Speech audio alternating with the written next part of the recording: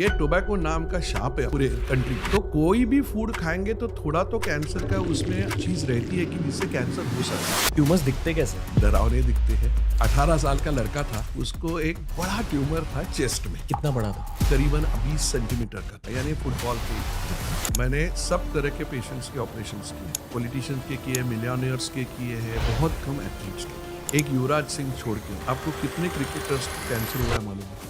और वही आप एक्टर्स के बारे में देखो, अगर दोनों पेरेंट्स को है कैंसर तो चांसेस बहुत ज्यादा है। संबंध रखने के बाद अगर सेक्सुअल इंटरकोर्स ब्लीडिंग हो रहा है तो कहीं तो रॉन्ग है। और ये छाले बहुत लोगों में आते हैं जिनके अलग अलग सेक्सुअल पार्टनर्स होते हैं। सिटीज में ब्रेस्ट कैंसर कॉमन है, गाँवों में ब्रेस्ट कैंसर बहुत रेयर है। गुस्सा, घमंड, दुख, ग्रजेस, इन सारी चीजों का भी रोल रहता है कैंसर। 100%। एटलीस्ट जितना मैंने कीमोथेरेपी के बारे में जाना है, मुझे डर लगता है उससे। कीमोथेरेपी का दवा देने के बाद 3rd साइकिल तक पेशेंट पूरा आधा मर जाता है। दोस्तों, आप ही सोचो कि एक सर्जन की लाइफ कितनी ज्यादा अलग होगी। आप ह्यूमन बॉडी को खोल रहे हो, उसके अंदर झांक के सर्जरी कर रहे हो। एक सर्जन का पर्सपेक्टिव मिला आज के पॉडकास्ट से, क्योंकि डॉक्टर शैलेश पुतांबेकर एक वर्ल्ड रिनाउंड कैंसर सर्जन है। दुनिया भर के डॉक्टर्स इनका बहुत ज़्यादा सम्मान करते हैं। ये भारत के मेडिकल फील्ड की शान है। आज के पॉडकास्ट में हमने सर्जरी की बात करी है, पर कुछ ऐसे हेल्थ रिलेटेड चीज़ों की बातें निकली है जो हर भारतीय को आज के ज़माने में तुरंत जाननी चाहिए। जिस तरह की लाइफ हम सब जी रहे हैं शहरों में, हमारे देश में, we are prone to cancer in the long term. अब आप अपनी लाइफस्टाइल में क्या गलतियां कर रहे हो, कौन से गलत डिसीजंस ले रहे हो, आप उन गलतियों को और उन गलत डिसीजंस को भी जानोगे आज के कॉन्वर्सेशन के थ्रू। एक बहुत स्पेशल हेल्थ और मेडिकल सेंट्रिक कॉन्वर्सेशन है TRS की। एंजॉय कीजिए डॉक्टर शैलेश पुतांबेकर के साथ।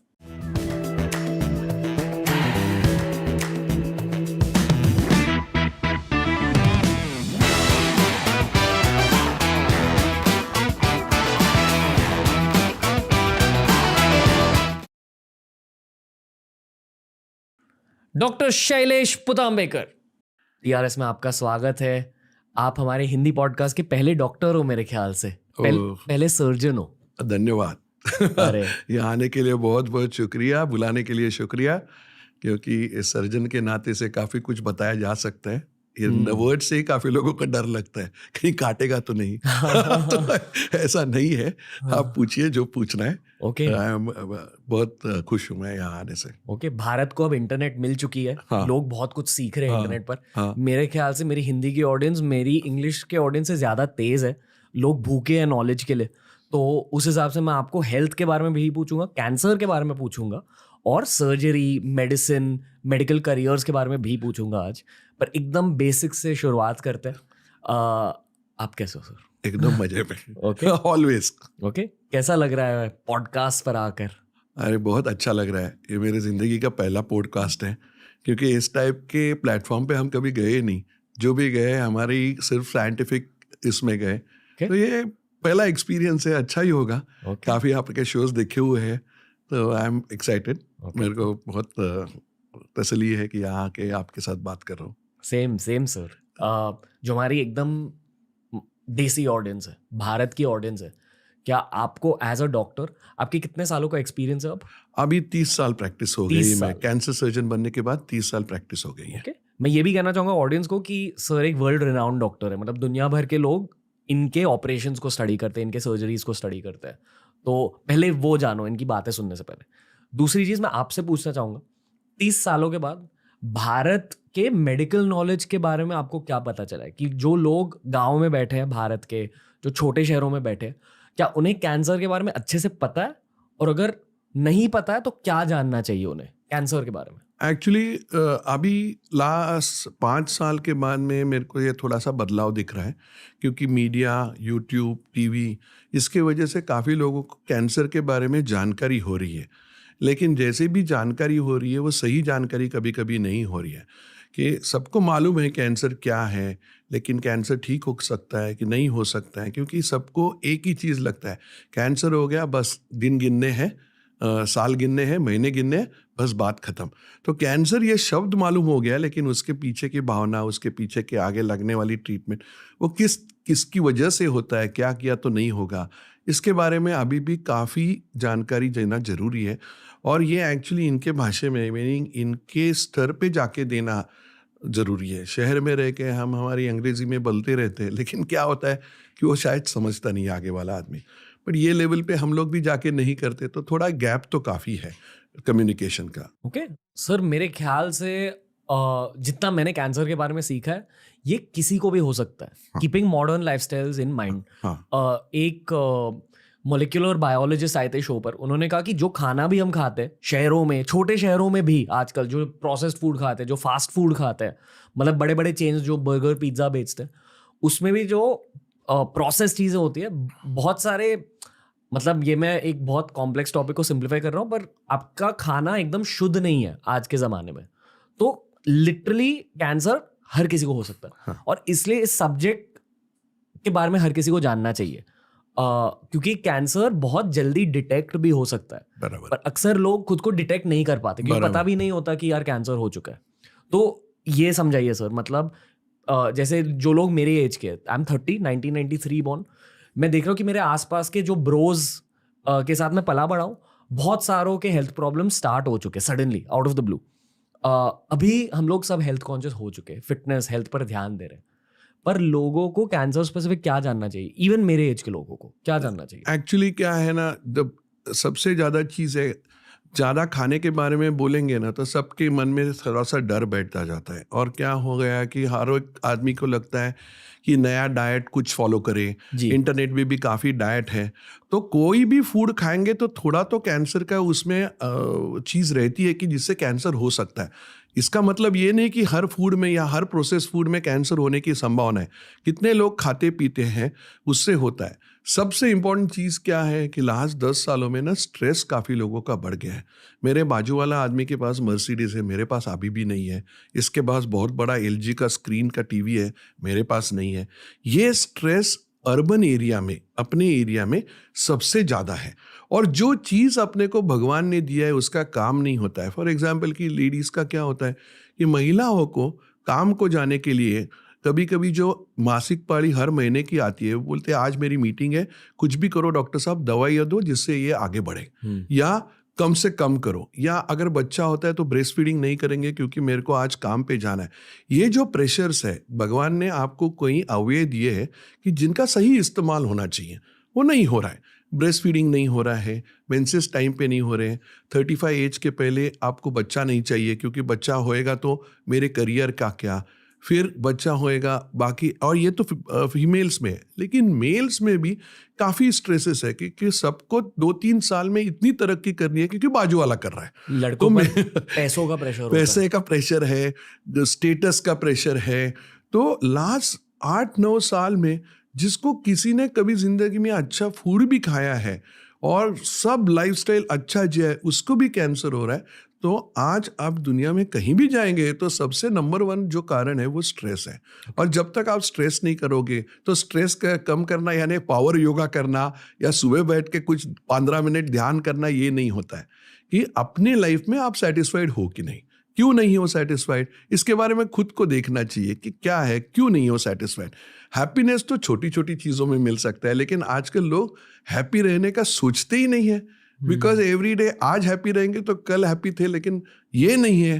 तो ये जो है ना, ये स्ट्रेस लेवल कम करना ज़रूरी है और ये बहुत इंपॉर्टेंट है। ओके, बेसिक्स को छोड़कर मैं थोड़ी सी एडवांस्ड चीज़ें आपसे पूछना चाहूँगा। सर, आप एक कैंसर सर्जन हो, मतलब जो लेट स्टेजेस ऑफ कैंसर होते हैं, कभी कभी ट्यूमर्स बहुत बड़े बन जाते हैं आपके बॉडी के अंदर, तो correct me if I am wrong, आप एक कैंसर सर्जन होने के नाते उन ट्यूमर्स को निकालते हो बॉडी से, करेक्ट? मुझे ये बताओ कि आपके पूरे सर्जरी के करियर में सबसे मुश्किल ऑपरेशन क्या था, मतलब जहां आपको भी लगा कि यार ये क्या है, सबसे चैलेंजिंग ऑपरेशन क्या था? वैसे तो काफ़ी थे, लेकिन एक मैं कभी भूल नहीं सकता। एक 18 साल का लड़का था और उसको एक बड़ा ट्यूमर था चेस्ट में। कितना बड़ा था? करीबन 20 सेंटीमीटर का था। 20 सेंटीमीटर का, यानी फुटबॉल के जितना। आप फुटबॉल खेलते हो इसलिए बोल रहा। तो इसके साइज का ट्यूमर था और सब टेस्ट में बताया गया था कि ये ट्यूमर जो है वो हार्ट के बाजू से आ रहा है और निकालना मोस्ट इम्पॉसिबल है। पर एक मिनट सर, चेस्ट में कैसे बना? तो उसमें एक टाइप का नर्व्स रहता है पीछे से, और वो नर्व्स जो रहते हैं ना, अपनी नसें बोलते हैं कि नसों से अपनी हाथ धोलते हैं, तो ये नसें रहती है जो अपनी बैक से यानी स्पाइनल कॉर्ड से बाहर आती है, तो वो नसों से वो ग्रो हुआ था। तो इसको बोलते हैं नसों का ट्यूमर, मीनिंग इंग्लिश में इसको बोलते हैं श्वानोमा या न्यूरोब्लास्टोमा, व्हाटएवर। तो हम लोग ने पहले सोचा नहीं था, हमको लगा हार्ट से करीब है, सब जगह है, तो सब लोग ने बोला ट्राई करते हैं, हम लोग ने भी बोला। तो मैंने जैसे उनका अंदर दूरबीन डाला, हम दूरबीन से करते हैं ये ऑपरेशन है, ये जो अंदर छेद करके कैमरा डाले जाते हैं, काट के नहीं करते। तो एक ज़माना था कि हम लोग छाती काट के खोल के करते थे। अभी ये सब कैंसर की ऑपरेशन दूरबीन से होती है, छोटी छोटी छेदों में से होती है, और जैसे आपके कैमरा है तो 40 गुना ज़्यादा दिखता है उसमें, जो अपनी आंखों को भी नहीं दिखता है वो 40 गुना ज़्यादा वो कैमरा से दिखता है। अब डिस्कवरी के चैनल के जब देखते हैं मूवीज़, कैसे छोटी छोटी बातें दिखती है, तो हमने अंदर डाला, तो हमारी सरप्राइज ऐसी थी कि वो जो ट्यूमर था वो नसों से आ रहा था पीछे से, और वो इतना इजीली निकलने वाला था। जैसे हम निकालने की कोशिश करें तो वहाँ से एक जो खून की मेन नली आती है जिसको बोलते हैं इंफीरियर वेना केवा, उसके ऊपर चिपका हुआ था। अभी कैसा है कि सर्जरी में ना आप इतने आगे बढ़ गए थे कि 80% निकल गया था, लेकिन 20% रह गया था। मतलब निकल गया था एज एन आप सब जगह से छूट काट गया रहे था, थे। हाँ सब जगह से छूट गया था, सिर्फ 20% रह गया था। बट यहाँ पे ना सर्जन का ईगो बीच में आता है, अरे 80% तो निकल गया, 20% के लिए क्या है, करते हैं कोशिश, करते हैं कोशिश। हम करते रहे 3-4 घंटे करते रहे। फाइनली उधर जो मेन अपनी जो खून लेके आके वाली नस है वहाँ पे थोड़ा सा छेद हो गया, और वो छेद होने के बाद में हमको लगा अभी कैसे चेंज करें, क्योंकि लास्ट मोमेंट पे कार्डियक सर्जन तो नहीं आ सकता। लेकिन भगवान की इच्छा थी, हमने उसको क्लैम्प किया, सूचर किया। आज बराबर 12 साल हो गए वो बच्चे को, अभी वो 18 साल का था, अभी उसको 2 बच्चे हैं। वो आप परसों ही मेरे को आके मिल के गया। इतना अच्छा लगा कि मेरे को इसको देख लगा था कि ये जिया कि नहीं मरेगा, ऑपरेशन टेबल पे मरेगा ऐसे हमको लग रहा था, लेकिन जिया भी और अच्छी तरह से जी भी रहा है। तो ये केस मैं कभी भूल नहीं सकता, क्योंकि 18 साल था, आगे उसकी लाइफ बहुत थी। मेरे हाथ में उसने पूरा विश्वास से मेरे ऊपर ये कैंसर का ऑपरेशन करो ऐसे बोला था, और कुछ हो जाता तो क्या होता। तो ये सोचने के टाइम ये कभी कभी ना आपको सोचना चाहिए कि ये आपके स्किल के ऊपर डिपेंडेंट नहीं है, ऊपर कोई है जो हर टाइम आपको मदद करना चाहता है। बस 30 सेकंड उसकी याद करो, हो जाता है। सर्जरी में भगवान का रोल रहता है? हाँ, मेरा तो हर टाइम कहना है, और मेरे रेसिडेंट्स को भी बोलता हूँ कि सर्जरी में आप अकेले कभी भी नहीं हो। जब भी मुश्किल आए 5 सेकंड भगवान की याद करो, अपने आप मार्ग खुल जाता है। और ये मेरे साथ 1-2 बार नहीं, 50-60 बार हुआ है। तो है, समथिंग इज देयर, यूनिवर्स में है, और वो बिलीव करना चाहिए। सर थोड़ा अजीब सवाल है, पर मैं जस्ट जानने की कोशिश कर रहा हूँ।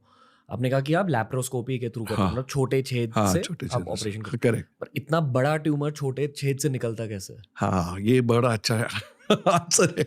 आपको अगर सेव दिया जाए, यानी एप्पल, और सेव को आपको मैंने बोला कि ये सेव को एक लाइन में करो, तो आप क्या करोगे? तो सेव को स्पाइरली काटोगे। उफ। तो ये जो इतना बड़ा ट्यूमर है, आपके हाथ में शॉपिंग बैग है, तो शॉपिंग बैग जैसी बैग अपने मेडिसिन में अवेलेबल है जो अंदर डाली जाती है। उसके अंदर वो ट्यूमर डाला जाता है, यानी कि जब हम काटेंगे तो आजू बाजू में नहीं फैलना चाहिए। आप पीसते हो ट्यूमर को? हाँ, पीसते, सॉसेजेस बोलते हैं ना, उस टाइप के पूरे ऐसे ऐसे करके उसके पीसेस आते हैं। सो ये टेक्नोलॉजी इतनी आगे गई है कि कभी सोचा भी नहीं था कि 22 सेंटीमीटर का ट्यूमर 1 या 1.5 सेंटीमीटर के इससे पूरा निकलेगा। तो ये अमेजिंग टेक्नोलॉजी है। तो बेसिकली इस वाले सर्जरी में उनके दिल की एक आर्टरी नहीं, वेन ऑलमोस्ट कट गई थी और उसको आपने बंद कर वो भी हमने दूरबीन से किया, कभी सोचा ही नहीं था। और आपको आश्चर्य होगा कि ये हमने जो पब्लिश किया, तो ये दुनिया का पहला जो मेन वेन का टेयर था वो दूरबीन से रिपेयर किया हुआ पहला केस था।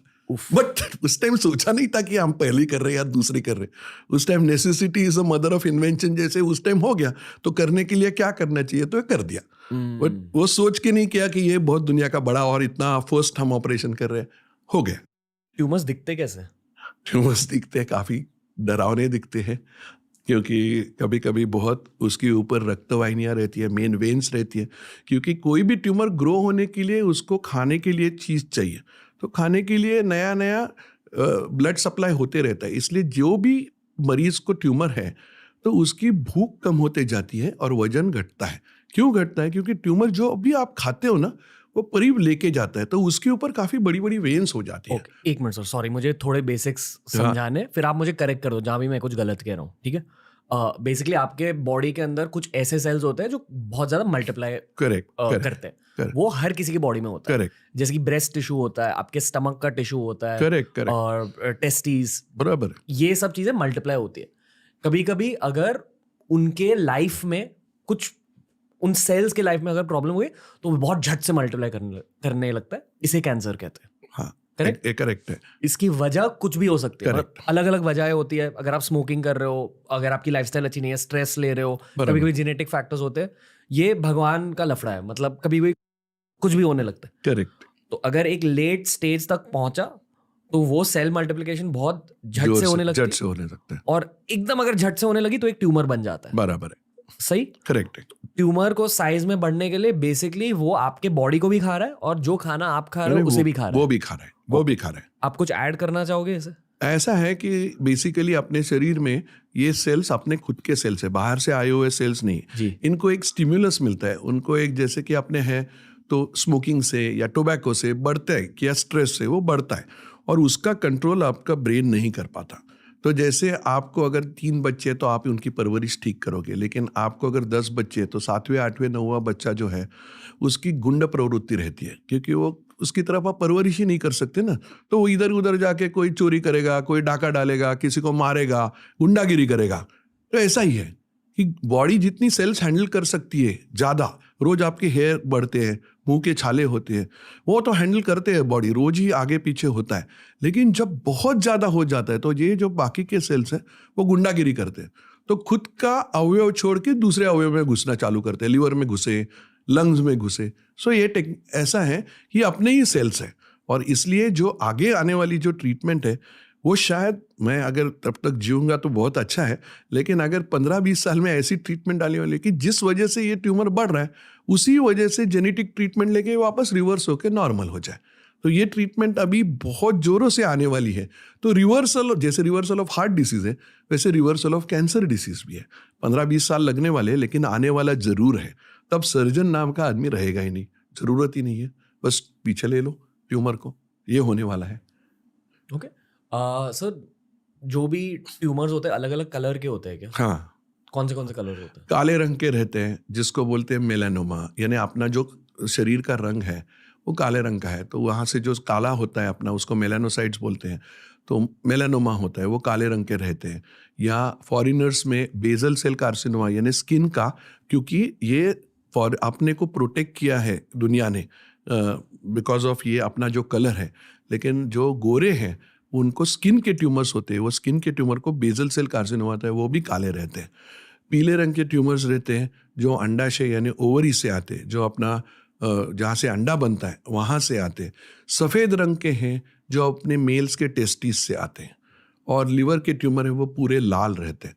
सो अलग अलग कलर के ट्यूमर्स हैं, एंड ये अलग अलग कलर के ट्यूमर्स जो उसकी जो निर्माण की जो पेशी है उसका कलर रह के आते हैं। सो ऐसे ऑल टाइप्स ऑफ कलर्स दिखते हैं हमको करीबन। ओके, काफ़ी रंगीन दुनिया है।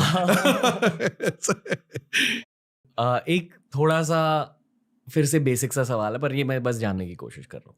मुझे हमेशा लगा कि मान लो अगर टेस्टीज में ट्यूमर हुआ है, या जैसे आपने कहा कि चेस्ट में ट्यूमर हुआ है, तो हमेशा मुझे ये लगता था कि अगर चेस्ट में ट्यूमर हुआ होगा तो एक कार्डियक सर्जन ही सर्जरी करेगा, या अगर मान लो किडनी में हुआ है तो एक वो नेफ्रो सर्जन करेक्ट, यूरोलॉजिस्ट करेगा। पर फिर एक ऑन्कोलॉजिस्ट अलग अलग बॉडी पार्ट्स पे कैसे करते हैं? मतलब और मतलब ऑन्कोलॉजिस्ट की प्रोफेशन एग्जिस्ट क्यों करती है? आप मेरा सवाल समझ गए। ये मैं रिस्पेक्ट के साथ कह रहा हूँ, ऐसे नहीं कह रहा हूँ। नहीं, ऐसा है कि दुनिया में 5-6 देश ही है जी। एक अपना देश है, एक ब्राज़ील है, एक ऑस्ट्रेलिया है, और 2-3 साउथ अमेरिकन देश हैं। यहाँ पे सर्जिकल ऑन्कोलॉजिस्ट करके उसका नाम दिया जाता है। यानी आपका बेसिक पोस्ट ग्रेजुएशन होने के बाद आपको 3-3.5 साल ऐसे इंस्टीट्यूट में काम करना है जो ऊपर से नीचे सिर्फ कैंसर का ट्रीटमेंट करते हैं। सो मुंह का कैंसर का ट्रीटमेंट, या थायराइड का कैंसर, या गुदत द्वारे का यानी संडास की जगह का कैंसर, किडनी का कैंसर। सो ये जो ट्रेनिंग है ये टाटा कैंसर हॉस्पिटल में होता है, या अपने यहाँ पे अभी करीबन 40 ऐसे इंस्टीट्यूट्स है इंडिया में जहाँ पे इसका ट्रेनिंग होता है। इसको डिग्री मिलता है MCH, और इनको बोला जाता है सर्जिकल ऑन्कोलॉजिस्ट। तो जैसे है कि सर्जिकल ऑन्कोलॉजिस्ट है वो लाइसेंस कि आप ऊपर से नीचे तक कोई भी कैंसर ट्रीट करो except brain tumour. Brain tumour छोड़ के बाकी सब ट्यूमर्स हम करते हैं, और हार्ट का ट्यूमर जो है वो सिर्फ कार्डियक सर्जन करते हैं, लेकिन बाकी सबका ट्रेनिंग इस 3-4 सालों में किया जाता है। सो हम लोग ऊपर से नीचे तक सब टाइप के कैंसर का ऑपरेशन का ट्रेनिंग है हमारे पास। क्रिकेट देखते हो आप? हाँ बिल्कुल। ओके, तो मान लो लास्ट ओवर है मैच का और बैट्समैन को 16 रन चाहिए जीतने के लिए, तो वो थोड़े से टेंशन के साथ बैटिंग करते हैं, मतलब कभी भी जीतते कभी भी हारते हैं, बट एक वो टेंस फीलिंग रहती है। बराबर। जब आप एज अ व्यूअर देख रहे हो आपको भी टेंशन फील होती है, ठीक है, चाहे आप बॉलिंग टीम को सपोर्ट कर रहे हो या बैटिंग टीम को। आई पर्सनली फील कि शायद सर्जरी के पहले भी ऐसी टेंस सिचुएशंस होंगी, हर सर्जरी के पहले ऐसी टेंशन होती है कि 16 रन चाहिए ये ओवर से, वो वाली वाइब होती है, या मतलब आपने इतनी सारी सर्जरीज कर ली है कि आप अभी धोनी बन चुके हो? नहीं, ऐसा नहीं है। हर सर्जरी के लिए मेरा खुद का कहना सबको रहता है, और मेरे साथ अभी करीबन 200 डॉक्टर्स का ट्रेनिंग हो चुका है। मैं पोस्ट ग्रेजुएट टीचर हूँ। मैं हर एक को यही बोलता हूँ कि ये आपका आखिरी सर्जरी ऐसा समझ के काम करो। जब आप ये आपकी आखिरी सर्जरी ऐसे करके काम करोगे ना, तो हर सर्जरी अच्छी होगी। कॉम्प्लिसेंसी नहीं चाहिए। हर एक को रोज, अगर किसी को ब्रेस्ट का यानी स्तन का कैंसर है, मेरे लिए तो रोज का काम है, उसके लिए ज़िंदगी में पहली बार आ रहा है, तो वैसा ही सपोर्ट देना चाहिए। सर्जरी तो हर एक करता है, लेकिन सर्जरी के बाद साइकोलॉजिकल सपोर्ट और उसी प्रिसीजन से, उतनी ही एक्साइटमेंट से, जैसे कि मेरी पहली सर्जरी है जो कि एक्साइटमेंट है, वो हर सर्जरी में होना चाहिए। तो डर नहीं लगता, लेकिन सर्जरी का हमको खुशी मिलनी चाहिए कि ये अपने आप के लिए काम करे, कि इतना अच्छा काम करे। ये गोल्फ के जैसा है, आप खेलो अपने अगेंस्ट ही खेलो, आपका हैंडीकैप कम करते जाओ। आपका कॉम्पिटिटर कोई नहीं है, आपके कॉम्पिटिटर खुद हो। तो मेरे को तो रोज सर्जरी करते टाइम एक्साइटमेंट होता ही है, लेकिन डर कभी नहीं लगता, क्योंकि top to bottom from politicians से लेके इंटरनेशनल सर्जन्स पे मैंने काम किया है, ऑपरेशंस किए हैं। मेरे को डर कभी नहीं लगता। एक बार अंदर कुछ घुसेट दिया तो अंदर के ऑर्गन तो नॉर्मल हम आदमी के जैसे ही दिखते हैं ना, तो पॉलिटिशियन है तो क्या फ़र्क पड़ता है, हमने को क्या फ़र्क पड़ता है। वो प्रेशर लेना नहीं लेना आपके ऊपर है, लेकिन ऐसा कभी नहीं होता है कि इतना टेंशन से काम करेंगे तो मिस्टेक होएगा। तो बस अंदर गए, भूल जाते हैं सब। हाँ, किसी के साथ झगड़ा हुआ है, बीवी के साथ झगड़ा हुआ है, वो सब भूलना चाहिए। उधर जाके आराम से अपना जॉब क्या है, फोकस क्या है, ये इसका पहली बार है, उसकी पहली बार है, इतनी अच्छी तरह से काम करो कि फाइनली आपको सेटिस्फेक्शन मिले। जैसे मीडिया दुनिया में ना, जब हम राइटिंग स्टार्ट करते हैं या जब हम शूट भी कर रहे हैं, हम एक फ्लो स्टेट में होते हैं। बराबर, बस यही है, और किसी चीज के बारे में सोच रहे नहीं। आई एम अज्यूमिंग सर्जरी के टाइम भी ऐसा ही है, ऐसा ही होता है। हमारा ब्रीदो वाक्य, अभी ये इंग्लिश में बोलना चाहता हूँ कि surgery takes place in the mind first and it is only executed on the table. यानी मन में सर्जरी के पूरे स्टेप्स शुरू करने के पहले ही होने चाहिए। सोचना नहीं चाहिए कि अभी नेक्स्ट स्टेप मैं क्या करूँ। ये अगर कर रहे हो ना तो सही नहीं कर रहे हो। क्रिएटिविटी होती है सर्जरी बहुत ज़्यादा, जैसे बहुत ज़्यादा। बिकॉज क्या है ना, बॉडी एक ऑर्गन जो है, अपना बॉडी जो शरीर है, ये मिरेकल है। अपने को लगता है कि ये एकदम इजी होएगा, वो डिफ़िकल्ट जाता है, और अपने को लगता है जो बहुत डिफ़िकल्ट है वो इजी जाता है। सो प्रिडिक्टेबिलिटी ये आता नहीं है, और एक्सपीरियंस की वजह से ये सब चीज़ें अपने को मिल जाती है। लेकिन एक्सपीरियंस आने के लिए कई बार खड्डे में भी जाना पड़ता है, और खड्डे में जाके वापस उठना पड़ता है। हर बार आपका 100% रिजल्ट तो आता नहीं, ह्यूमन बीइंग है, कॉम्प्लिकेशन होते रहते हैं, क्यों हुआ, कैसे हुआ। सो इससे हम सीखते हैं और होते रहता है, लेकिन प्रेडिक्टेबिलिटी में बहुत डिफरेंस है। हर एक का बॉडी अलग है। तो सर्जरी में स्किल क्या होती है? जैसे I don't know how to expand that question, पर मतलब स्पीड होती है स्किल कि आप कितनी झट से कर रहे हो, या नीटनेस होती है स्किल? नहीं, स्पीड नहीं। Speed is the last thing in surgery. Neatness and precision. कि प्रिसीजन क्या है कि अगर आपको इतना माइंड सेट होना चाहिए कि दर्जी जैसे 1 सेंटीमीटर काटता है तो 1 ही सेंटीमीटर काटना चाहिए, और वो भी एक लाइन में, जिगजैग नहीं। इतना प्रिसीजन होना चाहिए, और ये प्रिसीजन आने के लिए काफ़ी कुछ ट्रेनिंग का पोर्शन है। So precision and finesse with what it is done. कि दर्जी कैसा सीता है, तो दर्जी सीने के टाइम आगे वाले आदमी को लगना चाहिए ये तो मैं कल करूं। जब आपकी सर्जरी देखते हुए किसी को लगता है अरे ये तो इतना इजी है, ये सही सर्जरी है। आपकी सर्जरी को देख के लगेगा हे राम क्या ऐसा तो मैं कभी जिंदगी में ये सर्जरी नहीं करूं, तो ये बुरी सर्जरी है। तो skill is about precision, making it smooth, एकदम स्मूथली होना चाहिए और अच्छा होना चाहिए। स्पीड हमारी ये ऑपरेशन थिएटर में आपको ये कभी वॉच नहीं रखा है। Don't race against the time, not worth it. Human body है, okay not racing against the time. Okay, थोड़ा नॉन साइंटिफिक सवाल पूछना है, स्पेशली क्योंकि हम कैंसर की बातें कर रहे हैं। कैंसर को देखने का भी एक स्पिरिचुअल नज़रिया होता है बहुत लोगों का। कहते कि एक बहुत झट से आपका कर्मा मैनिफेस्ट हो रहा है। बराबर। आप एक कैंसर सर्जन हो तो आई फील कि आप जैसे लोग अथॉरिटी हो इस स्टेटमेंट को लेकर, प्लस आप एक मैन ऑफ साइंस हो, डॉक्टर हो, आप पूरी जिंदगी साइंस को डेडिकेट किया। आप कैंसर को इस नज़रिए से देखते हो, थोड़े से स्पिरिचुअल नज़रिए से देखते हो? वो बिल्कुल देखते हैं, मतलब कर्मा रिलेटेड? बिल्कुल कर्मा रिलेटेड देखते हैं, क्योंकि आपको जितना भी आप साइंस में काम करोगे एक चीज़ समझना चाहिए कि साइंस के ऊपर एक यूनिवर्सल पावर है और ये पावर अपनी आप के अंदर है जो आप जागरूक कर सकते हैं। एक एग्जांपल देता हूँ, 2 लड़कियां रहती है, 2 फीमेल्स रहती है, एक को पहले फर्स्ट स्टेज का कैंसर रहता है, दूसरे को भी फर्स्ट स्टेज का कैंसर रहता है, लेकिन एक रोती रहती है कि मेरे को ही क्यों कैंसर हुआ, मेरे बाजू वाली को क्यों नहीं हुआ, वो तो मेरे से बुरा काम करती है, उसको होना चाहिए था। दूसरी बोलती हो गया ना, देख लेंगे, जिएंगे, जो होएगा जितना साल मिलेंगे वो रहेंगे। जिसका एटीट्यूड ये है वो ज़्यादा साल जीती है, जो रोते रहती है। बिकॉज फाइनली आपका शरीर कौन कंट्रोल करता है? ब्रेन को कंट्रोल करने के लिए इमोशन तो होता ही है, पहले कैंसर डिटेक्ट हुआ तो रोना धोना तो होता है।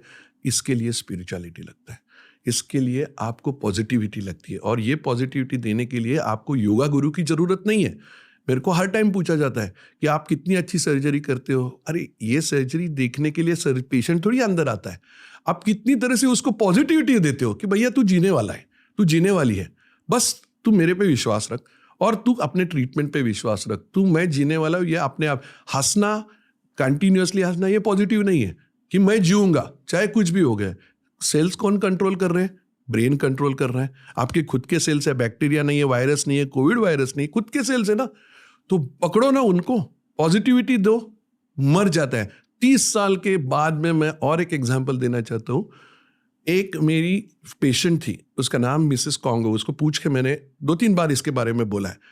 उसको बोला था कि लीवर में पूरा फैला हुआ कैंसर है, तेरे को 6 महीने से ज़्यादा टाइम नहीं है। वो बोली मेरी बेटी जो है वो 12th स्टैंडर्ड में है और वो जब तक उसका करियर नहीं बनता तब तक मैं मरूंगी नहीं। वो टाटा कैंसर में गई, दिल्ली में राजीव गांधी कैंसर में गई, 10 बार वहाँ से बायोप्सी किया गया। हर डॉक्टर ने उसको बोला तू 6 महीने जा रही है। आज 20 साल हो गए, वो जी रही है। जिन्होंने उनको बोला कि तुम इतने 6 महीने मरे, वो डॉक्टर भी मर गए, लेकिन ये जी रही है। सो सिर्फ पॉजिटिविटी था।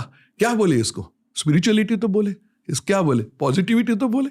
सो कैंसर हो गया तो रोना धोना ठीक है, पहले दिन आप इमोशन है, आप मेल हो फीमेल आदमी हो, रोएंगे। आप जानवर तो नहीं हो, रोएंगे। कि उसके बाद में सोचने का जो है ना, वो सबसे इंपॉर्टेंट चीज डॉक्टर का काम है। आपको लगता है साइकियाट्रिस्ट के पास भेज दो, योगा गुरु के, नहीं, पॉजिटिविटी। और ये जो मैंने सीखा ना, वो मेरे एक पेशेंट जो एकदम अशिक्षित था उसने मेरे को सिखाया, और उसी के ऊपर तो मेरा पिक्चर है श्वास।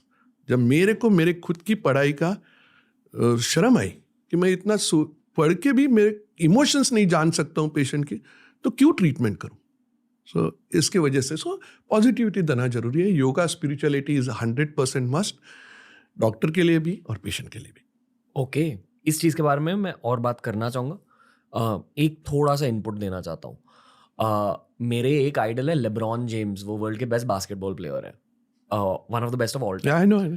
वो कहते हैं कि there is no such thing as tired is in the mind. जो टॉप लेवल के एथलीट्स होते हैं वो खुद को बहुत सेल्फ टॉक देते हैं कि यार नहीं, बॉडी ठीक है भाई, ठीक हो जा। अगर इंजरी होती है तो इंजरी से बात करते हैं, कहते हैं कि नहीं ठीक हो जा, और कहते हैं कि सच में ठीक हो जाती है ऐसे। बराबर है। कोहली भी यही कहते हैं कि जो भी आप सोचोगे वही होगा। गांगुली भी वही कहते थे अपने बुक में कि हमेशा वो विजुलाइज करते थे कि सेंचुरी मार रहा हूँ। विजुलाइजेशन से बहुत कुछ बदल सकता है आपके बॉडी में, आपके दिमाग में। आई एम श्योर कि कैंसर में एक विजुलाइजेशन का एक रोल होता है। एक ये चीज़ कहना चाहूँ। दूसरी चीज़, ये हाल ही में एक स्टडी निकली है। मेरे एक बहुत फेवरेट पॉडकास्टर है, यूके के पॉडकास्टर है, उनका नाम है स्टीफन बार्टलेट। तो वहाँ मेरे ख्याल से एक न्यूरोलॉजिस्ट आई थी, उन्होंने कहा कि हाल ही में एक स्टडी निकली है जहाँ बॉडी बिल्डर्स को, ग्रुप ऑफ बॉडी बिल्डर्स जो रेगुलरली जिम जाते हैं, उनको कहा गया कि 2 महीने के लिए जिम मत जाओ, पर हर दिन आप साथ में बैठो और विजुलाइज करो कि आप जिम कर रहे हो। बराबर। तो 13% इंक्रीज ऑफ मसल मास हुआ। ये असली स्टडी है और स्टीवन का जस्ट अभी ये पॉडकास्ट निकला है। मतलब लोग, हम ह्यूमन रेस अभी विजुअलाइजेशन के बारे में सीख रही है। करेक्ट। आई फील कि कैंसर में भी बहुत बड़ा रोल होता है विजुअलाइजेशन का। ऑफ कोर्स रोल होता है, बहुत बड़ा होता है। आपने जो ये बात कही वो सही है, क्योंकि जैसे आपको एथलीट्स के बारे में है कि कोई थकना नहीं चाहते, तो जो भी, मेरा तो ये कहना है, जो आदमी सक्सेसफुल होता है जब वो आपके थकान के बारे में नहीं सोचता, आपके गोल के बारे में सोचता है कि अपने को अगर इंजरी हुआ है तो क्या है, हमको तो खेलना ही है। जैसे हमको भी 12-12 घंटे ऑपरेशन करते तो हमको लगता है नहीं मैं थकूंगा तो अगला आने वाला पेशेंट को क्या होगा। ये जो हर टाइम आपकी मन में सोच चाहिए ना कि बाबा ठीक है तुम थक गए, लेकिन उस आदमी का क्या फॉल्ट है कि तुम थक गए, वो तो तुम्हारे पर विश्वास डाल के आया ना। तो दिन का 11वां ऑपरेशन भी पहले ऑपरेशन इतना ही अच्छा होना चाहिए। और आप जो बोल रहे हैं वो सही है, ये पॉजिटिविटी ही इम्पॉर्टेंट है, और ये देने वाला जो है वो अपना खुद का माइंड है। लेकिन अनफॉर्चुनेटली अभी जो कैंसर का काउंसिलिंग है ये लास्ट 8-9 साल से अपने इंडिया में आया है।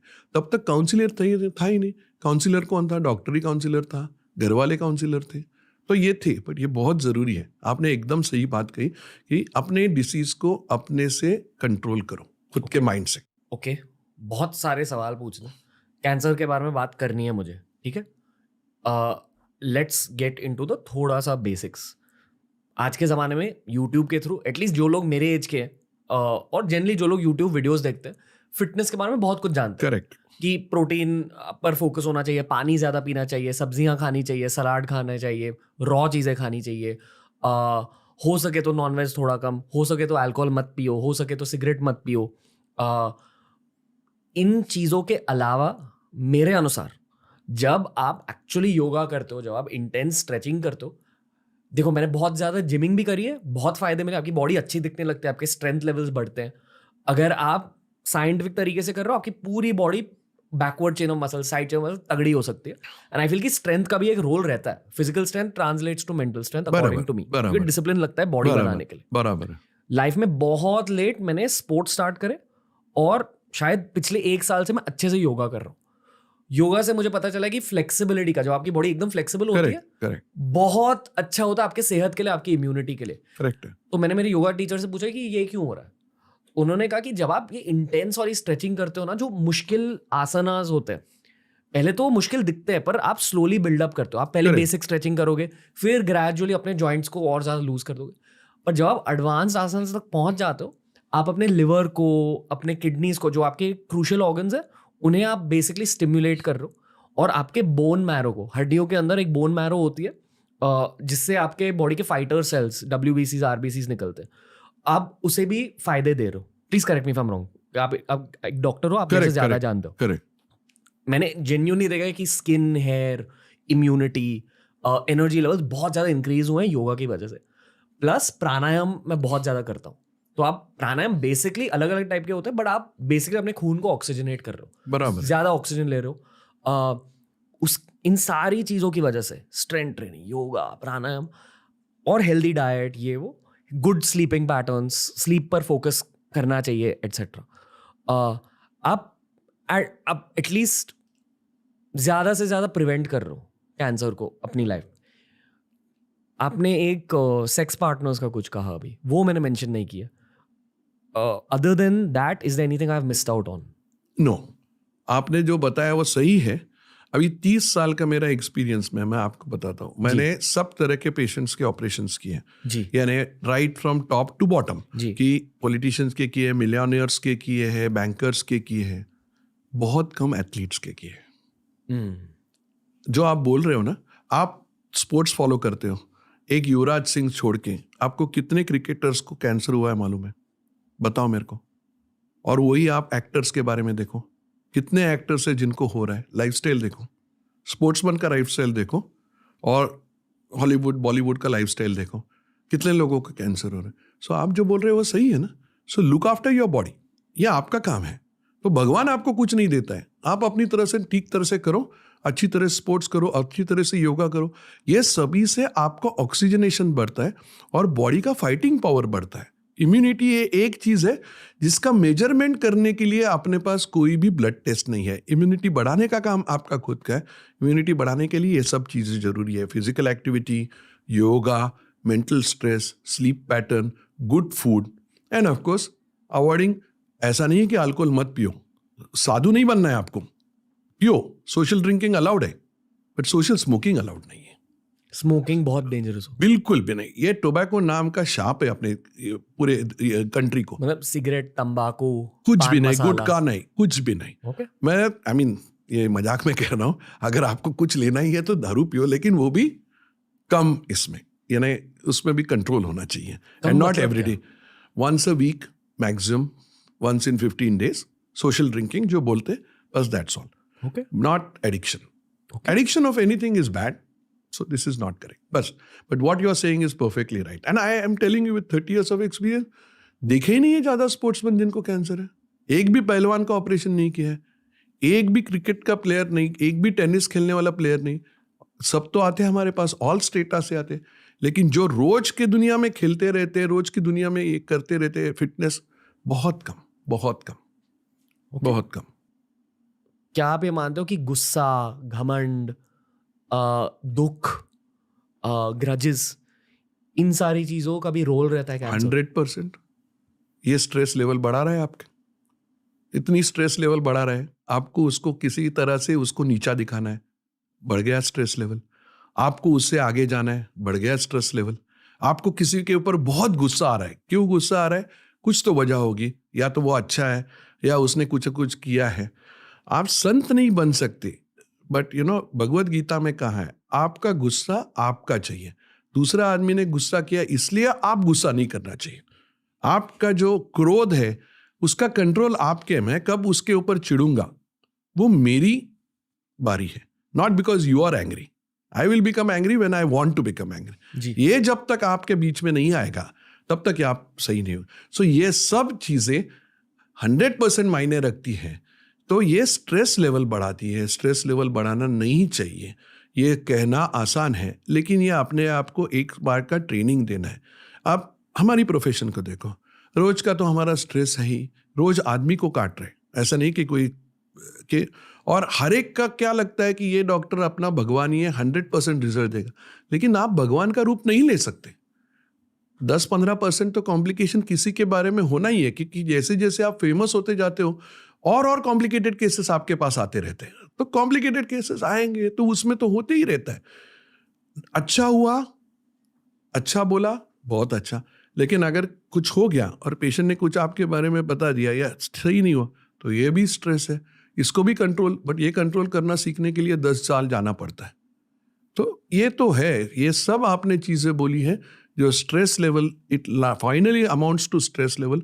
आपका स्ट्रेस लेवल कम करिए, सब ठीक हो जाएगा। Okay. जब आप ये शब्द यूज करते हो स्ट्रेस, मोस्टली ना हर कोई एग्जाम्स को विजुलाइज कर रहा होता है, हाँ, क्योंकि बराबर। ये हर किसी लाइफ में कॉमन फैक्टर होता है। बचपन में एग्जाम के आपको स्ट्रेस फील होता था। मैं ऑडियंस ये कहना चाहता हूँ कि वो फीलिंग याद करिए। तो एग्जाम के पहले नर्वसनेस फील होता था, वो याद करिए कैसा फील होता था। ठीक है, जब आप एक स्ट्रेसफुल एनवायरनमेंट में जाते हो, जब लफड़े होते हैं ना लाइफ में, आपके बॉडी में एक हार्मोन होती है कॉर्टिसोल, करेक्ट नहीं फॉर, बराबर, उसे कहते हैं स्ट्रेस हार्मोन।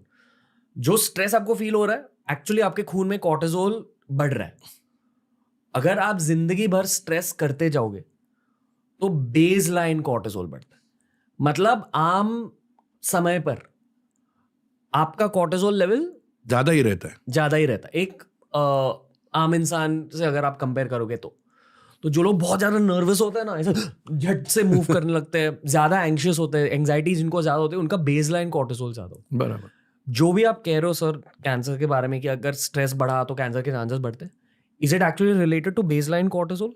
एक्चुअली उसके बारे में भी स्टडी किया गया है। हार्मोन्स बढ़ते रहते हैं जी। कॉर्टिसोल नहीं, कॉर्टिसोल के अलावा भी काफ़ी हार्मोन्स है जो अपनी शरीर में बढ़ते हैं जी। उसको बोलते हैं हिस्टामिन्स। हिस्टामिन मीनिंग आपको जब भी आपको शायद सामने शेर दिख गया तो आपको क्या वो पसीना आता है, तो कॉर्टिसोल लेवल से नहीं आता है, वो कोई और सिंपैथेटिक रिलीज होता है वहाँ से हार्मोन्स, और उसके वजह से आपको पसीना, डर से पसीना आता है या किसी से आता है, सो ये जो हॉर्मोन्स है आपको, तो हर टाइम आपको कोई एंजाइटी हुआ या स्ट्रेस हुआ कि मेरे ये नहीं हो, तो ये हॉर्मोन्स बढ़ते हैं। एंड ये हॉर्मोन्स जब नहीं बढ़ने चाहिए तब बढ़ते हैं, तो वो कहीं तो डिस्ट्रॉय होने चाहिए ना।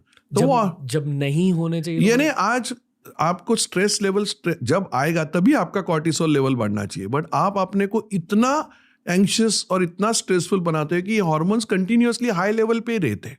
और ये हाई लेवल पे जब रहते हैं तो कोई ना कोई ऑर्गन तो डिस्ट्रॉय करेंगे, कोई ना कोई ऑर्गन पे उसका बुरा असर तो होने ही वाला है। तो इसलिए that is one of the reasons, and ये स्टडी किया हुआ है, स्ट्रेस की वजह से ब्रेस्ट कैंसर होता है, ये काफी लोगों को मालूम है। और इसीलिए आप ब्रेस्ट कैंसर यानी स्तन का कैंसर जो है, आप अगर देखोगे तो one of the factors is that you will see अपने सिविलाइज मीनिंग सिटीज में ब्रेस्ट कैंसर कॉमन है, गांवों में ब्रेस्ट कैंसर बहुत रेयर है। उसका एक फैक्टर स्ट्रेस है, दूसरा फैक्टर है वो आप कभी भी खेतों में जाओ, एक बच्चा लटका हुआ लगता है, ब्रेस्ट मिल्क पीते हुए दिखता है, एक साल 2 साल वो पीते रहता है। आज 30 साल में हम देख रहे हैं, अगर मैं 100 ब्रेस्ट कैंसर के ऑपरेशन करता हूँ तो 98 जो कैंसर के पेशेंट है वो सिटी में रहने वाले हैं, ओनली 2% है। तो है ना लाइफस्टाइल से इम्पोर्टेंट। पर ब्रेस्ट फीडिंग से कैंसर कैसे लिंक्ड है? बिकॉज ब्रेस्ट फीडिंग जो है, मैंने जैसे बोला, ऑर्गन का अगर सही इस्तेमाल होना चाहिए।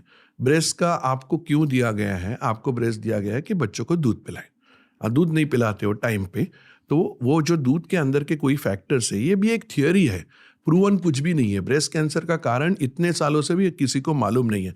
जीन है, ये स्ट्रेस है, दूध पिलाना नहीं है, ये है, जिसका मैरिज नहीं हुआ है उसको है।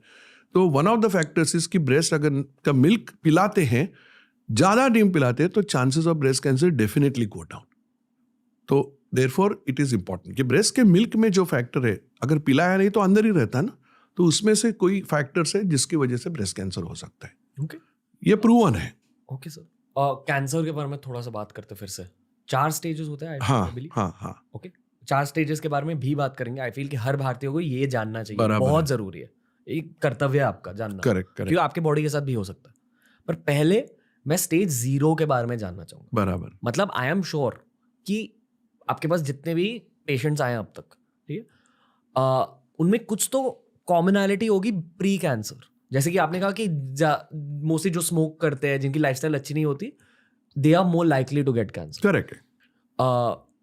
मेरे काफ़ी सारे जो फ्रेंड्स हैं अभी, स्पेशली मीडिया इंडस्ट्री में, कुछ लोगों को जिनको मैंने डेट किया, ठीक है, मीडिया इंडस्ट्री में बहुत ज़्यादा स्ट्रेस होता है क्योंकि इनसिक्योरिटी होती है, स्क्रूटनी होती है, एट्सेट्रा। बहुत एंग्जाइटी है, स्पेशली मेरे एज के लोगों में।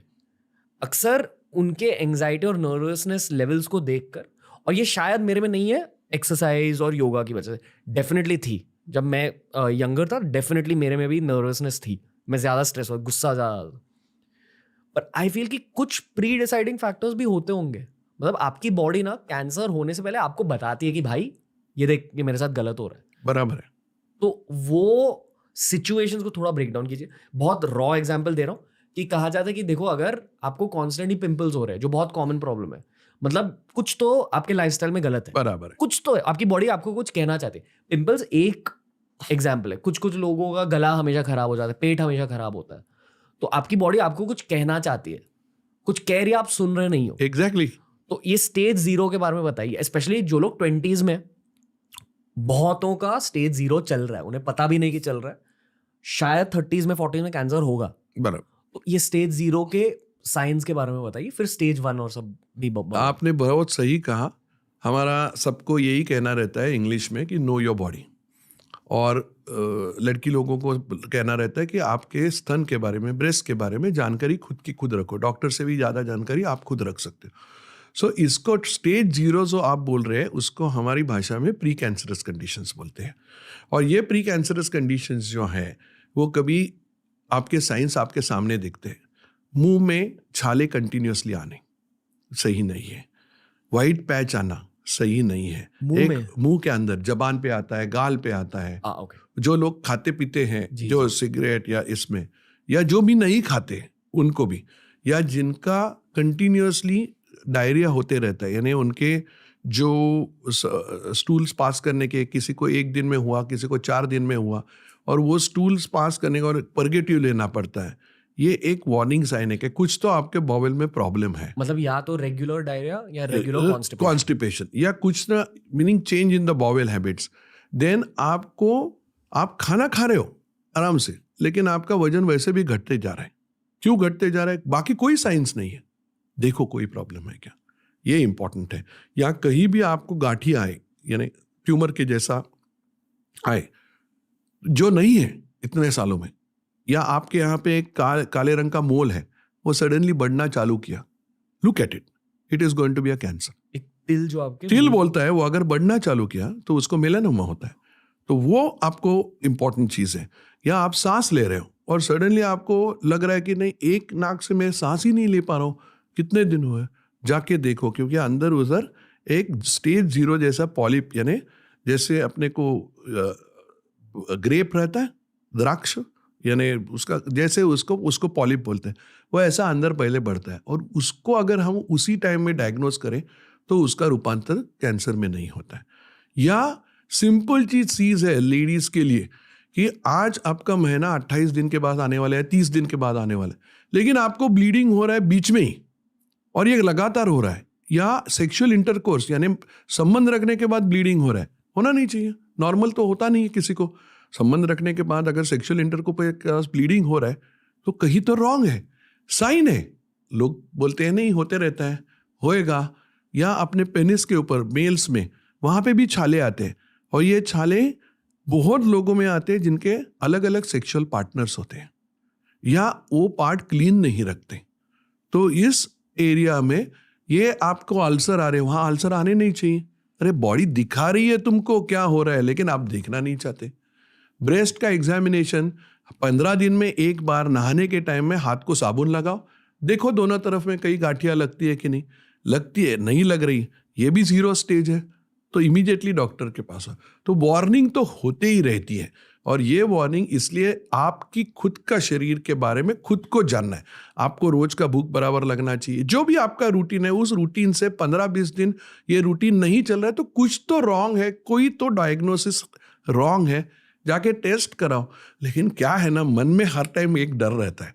अगर मैं कैंसर सर्जन हूँ तो वो भी मेरे डर में, मेरे में अगर कुछ हो गया तो मेरे को लगता है जाके जांच करेंगे, लेकिन कैंसर निकला तो ये जो डर है ना, एक टाइम में वो डर आता है, लेकिन इमीडिएटली मन में आता है अरे मेरे को क्यों होगा, मैंने किसी का बुरा किया है। अरे बुरा करने से कैंसर होएगा तो सब गुंडों को होना चाहिए यार, तो नहीं होता है ना। बट सर बहुत सारे लोग ना महंगाई से डरते हैं कि यार टेस्ट महंगे होंगे और हॉस्पिटल में खर्चा होगा। आई थिंक हाँ बराबर है, वो डर होता है। पर जो सर्जरी में आपका खर्चा होगा, जो कीमोथेरेपी में आपका खर्चा होगा, वो लाखों गुना ज्यादा होगा। इसलिए आपको अब आपके प्रेजेंट पर फोकस करना चाहिए, ये मैं मानता हूँ। बराबर है। आपने आपका सबका अपना इंडिया वालों का सबसे ज्यादा रिस्पॉन्स यही है, we are like firefighters. हम लोग जो कर रहे हैं ना सर्जरी, हम फायर फाइटिंग कर रहे हैं, आग लगने के बाद हम बुझा रहे हैं, बट आग लगने पहले ही इधर प्रिकॉशन लेते तो आग लगेगी ही नहीं, आग लगना ही नहीं चाहिए। थोड़ी सी आपकी बॉडी के बारे में बातें समझ लो, आग लगेगी ही नहीं, ये इंपॉर्टेंट चीज है। सो इसलिए स्टेज 0 इंपॉर्टेंट है। What you mention is correct. And ये प्रीचिंग करने का काम एक्चुअली हमारा नहीं है, ये प्रीचिंग करने का काम काफ़ी काउंसिलर्स का है, क्योंकि हमारे जो पिरामिड के जैसा है, हाँ we are at the top of the pyramid trying to be कि फायर के एक्सटिंग्विशर की आग लगी तो बुझाने वाले हम हैं, लेकिन आग लगना नहीं चाहिए। इसलिए काफ़ी हेल्थ केयर वर्कर्स हैं, वो जितना प्रोपोगेट करोगे कि सिगरेट मत पियो या ऐसे साइंस देखो तो करो, लेकिन यही प्रोपोगेट नहीं होता ना। ओके जो पेशेंट्स आपके पास आते हैं, जो फाइनल स्टेज तक पहुंच जाते हैं, बड़ा ट्यूमर हो चुका है, आप फिर निकाल रहे हो, उन सब में आपको एक कॉमनैलिटी तो दिखी होगी अदर देन स्मोकिंग। आपने कहा कि 80% स्मोकर्स होते हैं। स्मोकर यानी related to tobacco, gutkha tobacco कहीं ना कहीं।